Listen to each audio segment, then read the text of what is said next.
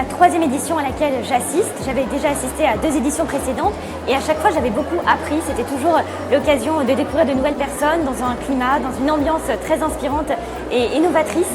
Et à chaque fois, ce sont des personnes qui sont engagées sur la question du digital, sur la question des femmes.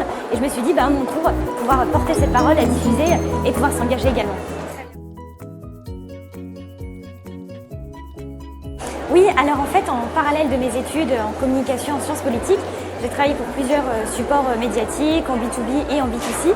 Et je m'étais dit, ça peut être intéressant de rassembler les rencontres que j'ai pu être amenée à faire avec des dirigeants, des entrepreneurs qui vont oser, et de rassembler sous le prisme de l'audace. Parce que l'audace, pour moi, c'est tout sauf une posture, c'est un état d'esprit qui permet d'avancer, d'aller plus loin.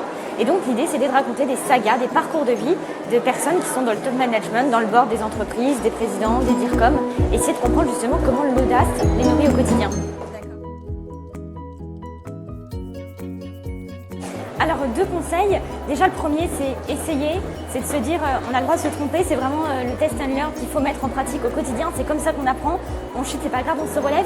Et le deuxième c'est la signature de cette édition de la Journée de la Femme pour 2017, c'est For a Better World et c'est cette idée de se dire que le digital c'est aussi une manière de s'engager en tant que citoyen, d'avoir des responsabilités et voilà, donc bien être dans un climat de bienveillance, être ensemble et ça c'est vraiment un message qu'il est important de faire passer.